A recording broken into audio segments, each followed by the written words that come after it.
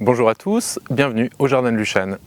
Si je vous dis automne, Canada, l'image qui vient tout de suite à l'esprit, ce sont ces grandes forêts qui sont remplies de couleurs très vives, du jaune, de l'orange et du rouge. Et si je vous disais qu'il est tout à fait possible de ramener un petit peu du Canada chez vous, en tout cas au moins pour les couleurs. En arrière-saison, entre septembre et novembre, vous avez beaucoup de plantes qui vont changer de couleur, les feuillages vont s'enflammer, vont prendre différentes teintes très chaudes qui donnent une ambiance très particulière au jardin. Et justement aujourd'hui, je voulais vous présenter 5 arbres qui sont incontournables, qui sont vraiment des valeurs sûres si vous voulez de très belles couleurs d'automne. Dans cette sélection, on va voir des arbres, pas des arbustes, donc ça nécessite quand même un petit peu d'espace, mais cela dit, je vous présenterai aussi certaines variétés qui sont beaucoup plus petites, certaines sont même naines, et si vous n'avez qu'un balcon ou qu'une terrasse ou un petit jardin de ville, vous allez voir qu'il est possible aussi d'apporter de la couleur à travers les arbres pour l'automne, avec des variétés qui peuvent se cultiver en pot. Allez, on commence tout de suite avec le premier arbre de cette sélection. Le tulipier de Virginie, qu'on appelle aussi l'Hyriodendron tulipifera, est un très bel arbre pour l'automne. Alors c'est un arbre qui va quand même monter assez haut, qui va faire 15 voire 25 mètres, donc il faut un jardin quand même assez conséquent. Je vous montrerai après je vous parlerai après de certaines variétés qui sont un peu plus compactes, mais je ne connais pas de variété vraiment naine concernant cet arbre. Alors le lyrodendron, le tulipier de Virginie, il a un feuillage assez caractéristique et qui est assez curieux. On a l'impression que quelqu'un a coupé les feuilles à l'extrémité. C'est comme si ça avait été coupé au ciseau. Et donc la feuille ne se finit pas en pointe, mais se finit avec une espèce d'encoche. Mis à part cette caractéristique, qui est un peu originale, en saison, il est assez banal, il faut bien le dire, c'est un feuillage vert assez basique, qui passe un peu inaperçu, mais qui peut servir de toile de fond à d'autres arbustes plus colorés. Mais alors quand vient l'automne, les choses changent complètement. Les feuilles vont commencer à devenir jaunes, un jaune d'or très lumineux. Et puis petit à petit, au fur et à mesure de l'avancée de l'automne, cette couleur va se transformer en une espèce d'orange brûlé qui est absolument magnifique. En particulier quand l'arbre est placé au soleil. Le soleil du matin ou le soleil du soir qui va avoir tendance à éclairer encore plus l'arbre. Moi, il m'est arrivé ici de voir un ciel d'orage derrière un peu noir avec le soleil qui éclairait le feuillage du tulipier. C'était absolument époustouflant. Et ce qui est assez intéressant, c'est que les couleurs durent longtemps, c'est-à-dire que ça ne dure pas 15 jours, le changement de couleur se fait progressivement, ce qui fait que vous en profitez sur une très longue période.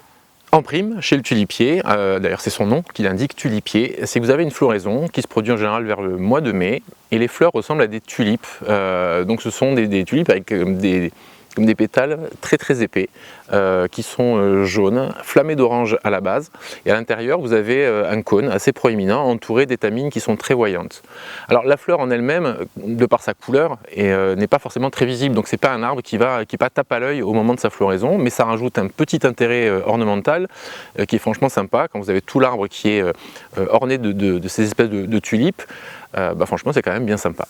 Ensuite, après ces fleurs, vous allez avoir des fruits qui sont un petit peu dressés. Et quand l'arbre perd ses feuilles, vous avez ces fruits un peu marrons qui sont coniques et qui sont dressés comme des petites chandelles sur toute la silhouette de l'arbre.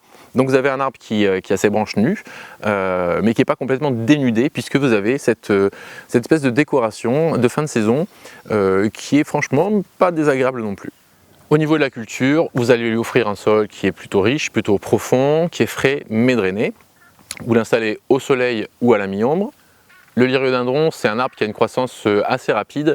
Par contre, il faut être un peu patient parce qu'il peut mettre plusieurs années avant de produire ses premières fleurs. Par contre, les coloris, vous les aurez très rapidement. Le tulipier, il est très rustique, donc il n'y a pas de souci de ce côté-là. Et il est ce que j'appellerais auto-nettoyant, c'est-à-dire que ces branches mortes ont tendance à tomber naturellement. Régulièrement, je retrouve des branches mortes au pied de l'arbuste. Donc c'est un arbuste qui ne nécessite absolument aucun entretien et pas de taille non plus.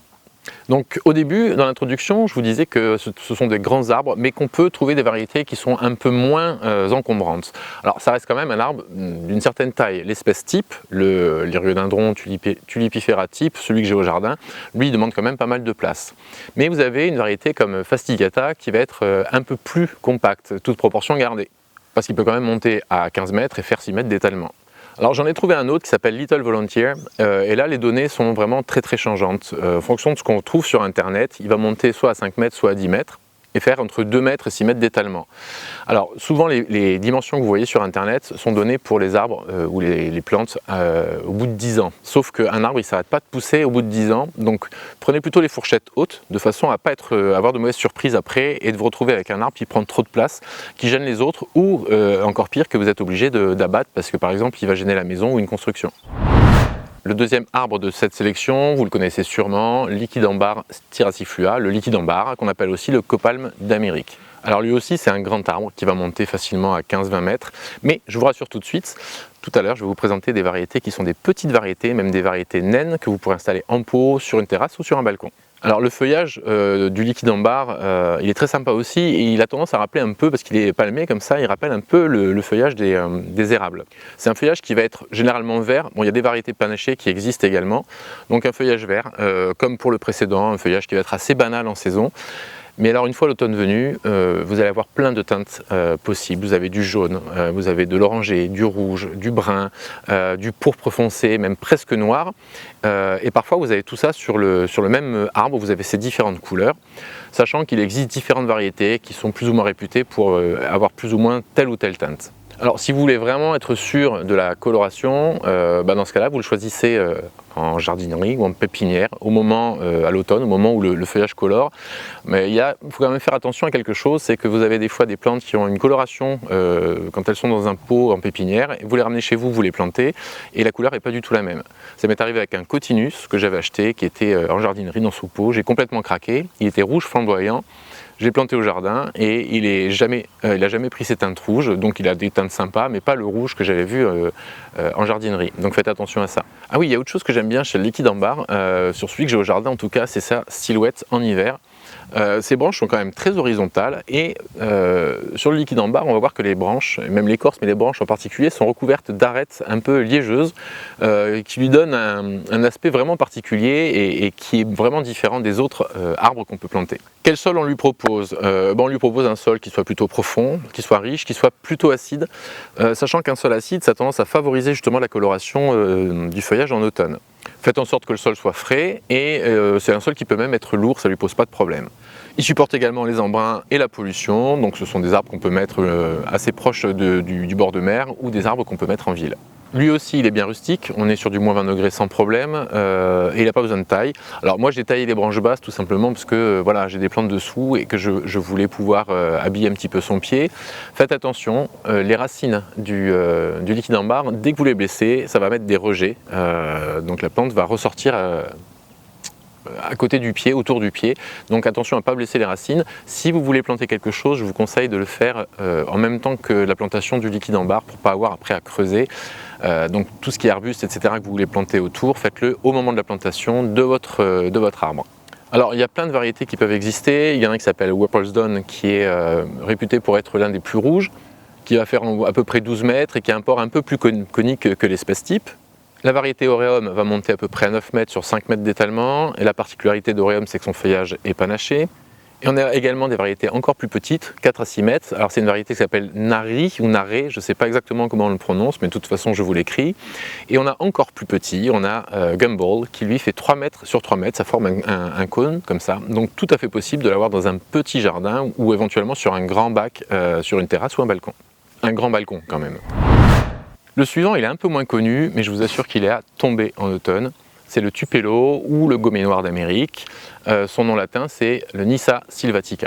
Donc là encore on a des dimensions variables, mais c'est un arbre qui peut monter facilement à 15 mètres, qui a un port conique et qui a une croissance moyennement rapide. Comme les deux précédents, en été, il passe assez inaperçu, enfin si son port est joli. Son port est joli mais le feuillage est vert, un vert moyen, assez banal, qui passe un peu partout et qui ne se fait pas trop remarquer. Mais alors attendez à l'automne, vous allez en prendre plein les yeux. Il va prendre des teintes jaunes, un petit peu pourpre, orangé. Alors en général, le mien il devient beaucoup plus orangé que rouge ou jaune et il est absolument éblouissant. Cette année il a été absolument superbe. Jamais il avait été aussi beau, donc je pense que c'est dû à l'été pluvieux qu'on a eu et il s'est complètement révélé cet automne. Bon, les années précédentes il était très très beau également, mais cette année il était exceptionnel. Alors cette coloration, elle peut être assez brève. Il y a des années où si vous avez beaucoup de pluie, beaucoup de vent, qui fait froid assez vite, il peut perdre assez rapidement quand même ses feuilles. Cette année, j'ai eu beaucoup de chance, ça a duré assez longtemps. Il s'est teinté progressivement, le vert se transformant petit à petit en jaune, en rouge et surtout en orange. Et ça a duré sur une bonne période. Et alors cette couleur, elle était absolument extraordinaire, puisque le soir, quand il n'y avait presque pas de lumière, quand la lumière commençait à tomber, on avait l'impression qu'il était éclairé de l'intérieur, et ça faisait une espèce de masse orange fluo dans le jardin. J'allais le voir à chaque fois, parce que franchement, il était exceptionnel. Lui aussi, je lui trouve qu'il a une très belle structure en hiver. Il a des branches très horizontales, un peu tortueuses. C'est un aspect un peu photomotique et surtout très graphique. Ce qui peut être intéressant parce qu'un jardin en hiver se doit aussi d'être attrayant, d'être intéressant et d'être beau. D'ailleurs, puisqu'on parle des beaux jardins en hiver, j'avais fait une vidéo à ce propos où je vous présentais certaines plantes qui étaient intéressantes soit pour leur feuillage, soit pour les écorces colorées, soit pour les floraisons. Je vous mets le lien au-dessus. Allez faire un petit tour, vous allez voir qu'il y a plein de choses que vous pouvez installer au jardin pour avoir un beau jardin en hiver. Le Nyssa, lui, il n'aime pas le calcaire. Donc si vous avez un sol calcaire, vous oubliez. On s'oriente plutôt vers un sol neutre, voire un sol acide. Toujours pareil, un sol acide, ça favorise une belle coloration du feuillage. Un sol frais, voire également un sol détrempé. C'est un arbre qui a besoin quand même de fraîcheur au pied. Pour l'exposition, un soleil non brûlant ou éventuellement une mi-ombre légère et claire quand même. Parce que pareil, si ça manque de soleil, le feuillage colore moins. S'il y a trop de soleil, vous risquez de brûler le feuillage, donc il faut trouver le bon équilibre. Enfin bon, à moins vraiment d'être dans plein cagnard, c'est quand même rare qu'un arbre de cette taille-là puisse cramer au soleil directement, à moins que vous habitiez dans des régions où les étés sont vraiment très brûlants, très secs, et où le vent est très sec également. Comme pour les deux précédents, il n'y a pas besoin de taille. Souvent, il ne faut pas tailler ces arbres-là parce que vous pouvez ruiner leur silhouette générale, qui est quand même assez sympa. La seule chose que j'ai faite, moi, c'est que j'ai quand même coupé les branches basses de façon à dégager son pied. Alors déjà parce que pour passer la tondeuse, c'était juste plus possible. Les branches étaient au ras du sol. Et je me suis dit que j'allais peut-être planter quelques petites choses au pied. Mais alors faites attention, puisque c'est comme pour le liquide en barre, les racines, si vous les blessez, elles vont émettre des rejets. Et donc automatiquement, plus vous faites de plantations autour, et surtout tardivement, plus vous risquez d'avoir ces rejets. Donc une fois de plus, on plante éventuellement des arbustes ou des choses comme ça en même temps que l'arbre, c'est quand même plus sûr. Et alors cet automne, j'ai découvert en réel une variété qui s'appelle Automne Cascade, qui est une variété un peu plus pleureuse. Les branches retombent un petit peu plus. C'est un arbre que j'ai vu, je vous conseille vraiment d'aller voir ce jardin. Ça s'appelle le jardin du Bois Marquis, c'est à Vergniauz, c'est à quelques kilomètres au sud de Lyon. C'est un endroit où vous avez une quantité d'arbres assez phénoménale. En automne, c'est vraiment magnifique. Donc le jardin du Bois Marquis, je vous le conseille vraiment si vous passez ou si vous habitez dans la région de Lyon. Le quatrième arbre que je voulais vous présenter, c'est un peu un de mes chouchous. Tout à l'heure, je vous parlais du Canada et justement, on va parler d'un érable. L'érable de Freeman, Acer freemani Autumn Blaze, qu'on trouve aussi des fois sous le nom de Jeffers Red. Alors dans son jeune âge, il a un port plutôt érigé qui va s'arrondir un petit peu avec l'âge et à terme, il peut monter à une quinzaine de mètres environ. Son feuillage, c'est le feuillage typique d'un érable palmé. Au débourrement, c'est-à-dire quand il commence à sortir au printemps, il a des tons un petit peu cuivrés qui sont vraiment très sympas.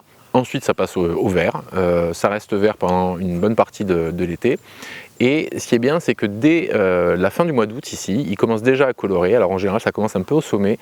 Les feuilles commencent à changer de couleur. Et progressivement, l'arbre devient entièrement rouge. Un rouge vif qui est époustouflant. L'arbre forme carrément une espèce de torche dans le jardin qui illumine tout ce coin du jardin. Il est superbe.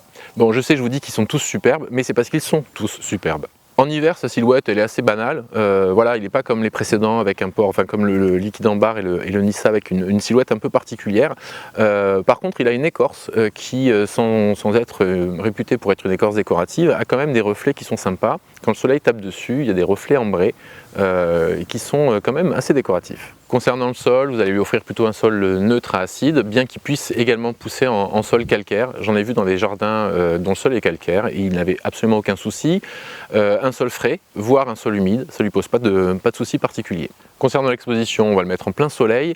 Alors, quand vous plantez un arbre, en particulier quand il y a des belles couleurs, pensez à l'orientation du soleil le matin ou le soir, parce qu'en général, c'est là où les couleurs sont les plus belles, quand le soleil est un petit peu rasant, et ça fait vraiment ressortir les teintes. Donc éventuellement, n'hésitez pas au moment de la plantation à vous dire, je vais plutôt le mettre quelques mètres à droite ou à gauche, ou en avant, en arrière, de façon à ce que le soir, vous puissiez avoir la lumière qui tape directement dans le feuillage et en profiter complètement. Pour lui non plus, pas de taille nécessaire. Alors comme pour certains autres, comme pour le Nyssa et liquide en barre, j'ai coupé les branches basses tout simplement pour dégager le pied, pour pouvoir tondre plus facilement. Alors quand vous voulez tailler des branches sur un arbre, faites-le déjà de préférence quand il y a une descente de sève, donc plutôt en hiver. Et vous le faites également sur des branches qui ne sont pas de trop gros diamètre, de façon à ne pas risquer de blesser l'arbre, que les maladies rentrent et que la cicatrisation se fasse mieux. Donc des petites branches, ce sera toujours mieux que des grosses branches.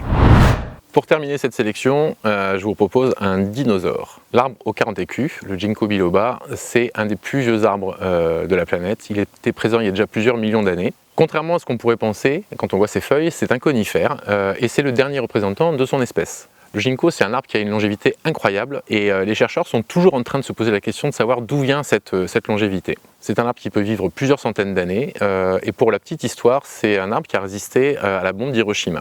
Alors le ginkgo type, il n'est pas fait pour les petits jardins, il vous faut un grand jardin, il peut monter facilement à 30 mètres. Mais rassurez-vous, je vais vous présenter ensuite des petits cultivars qui sont des cultivars nains que vous pourrez mettre en pot sur une terrasse. Alors il peut monter à 30 mètres, mais il a une croissance très lente, surtout les premières années. Le mien a mis énormément de temps à démarrer et encore c'est pas encore ça.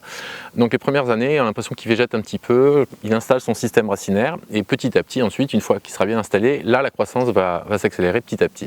Son feuillage il est aussi très particulier. Alors je vous rappelle, c'est un conifère, mais il n'a pas des aiguilles, il a des feuilles qui sont en forme d'éventail, qui sont vertes. Alors comme les autres, en saison, on ne le remarque pas spécialement. Mais alors quand arrive l'automne, on va avoir des coloris jaune d'or, très lumineux, qui vont très bien se marier avec d'autres arbres ou arbustes avec des feuilles rouges ou des feuilles orangées par exemple. Vous pouvez aussi décider de le planter en isolé, au milieu de la pelouse par exemple, où il va avoir vraiment une très belle présence. Et quand ces feuilles vont tomber, vous allez avoir un tapis de feuilles d'or au sol qui est vraiment remarquable. C'est un arbre qui a un port élancé, plutôt arrondi. Et en fait c'est un must pour l'automne, c'est vraiment un arbre qu'il faut planter. Alors on va le planter pour la postérité vu sa vitesse de croissance. Enfin cela dit, moi j'en ai planté un il y a une dizaine d'années et j'en profite quand même déjà un petit peu, même si pour le moment il reste assez discret par rapport à tous les autres que je vous ai présentés dans la sélection juste avant. C'est un arbre très rustique qui va résister à la pollution, que vous allez planter comme les autres dans un sol plutôt profond, plutôt riche. Un sol qui soit frais mais qui soit drainé, et au niveau de l'exposition, on va le mettre en plein soleil une fois de plus pour favoriser les couleurs d'automne et pour que la lumière magnifie ces couleurs en arrière-saison. Si le ginkgo type il monte facilement à 30 mètres, rassurez-vous, il y a de petites variétés. Par exemple Blagon, c'est le nom de cette variété, de ce cultivar, il va monter à 10 mètres. Donc 10 mètres c'est quand même déjà pas mal, mais enfin c'est pas énorme, et surtout il ne prend pas énormément d'espace au sol puisqu'il va faire à peu près 2 mètres d'envergure. Dans le même ordre d'idée, on a la variété Menhir qui va monter à 10-15 mètres pour 2 mètres d'étalement également. Et puis si vraiment vous manquez de place, vous choisissez la variété Mariken. Mariken il va faire à peu près 2,50 m en tous sens. Ce qui fait que vous pouvez commencer déjà à le planter en pot sur une terrasse assez grande. Et si vous avez une toute petite terrasse et un balcon, plantez un troll. Non, c'est pas un petit truc qui habite les forêts. Troll, c'est le nom de la variété. Ça, c'est une variété qui est vraiment miniature et qui fait en général pas plus de 1 mètre. Donc tout à fait gérable en pot sur une terrasse. Pour conclure, j'aimerais vous dire de planter des arbres et de le faire assez vite. Comme ça, vous allez en profiter. Quand je suis arrivé dans le jardin, il y a une dizaine d'années, j'ai planté les premiers arbres et voilà, 10 ans après, je commence déjà à profiter de belles silhouettes, d'une belle présence. Ceux que je plante maintenant, peut-être qu'ils seront beaux que dans 10 ans. Donc à chaque fois, vous retardez un petit peu le moment où vous allez vraiment pouvoir en profiter pleinement. Autre avantage des arbres, c'est qu'ils vont procurer de l'ombre. Donc ça peut être intéressant pour vous déjà, pour réduire un petit peu la température dans le jardin, vous mettre à l'ombre quand il fait chaud en été. Et puis éventuellement, ça peut, dans un jardin où il n'y a pas d'ombre, ça peut vous permettre d'installer sous leur couvert ou dans l'ombre portée des plantes qui apprécient l'ombre. Il y en a de très belles également.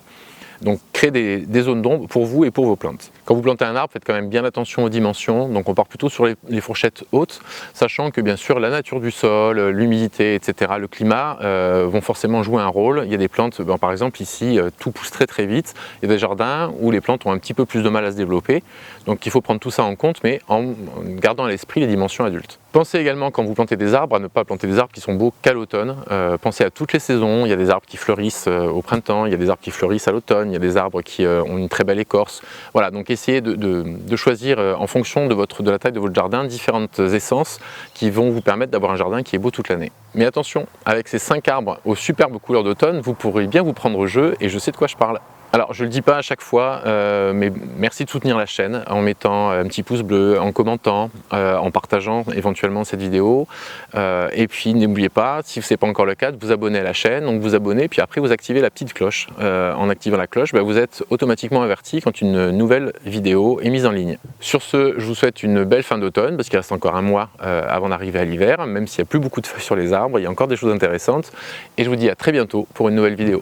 Ciao!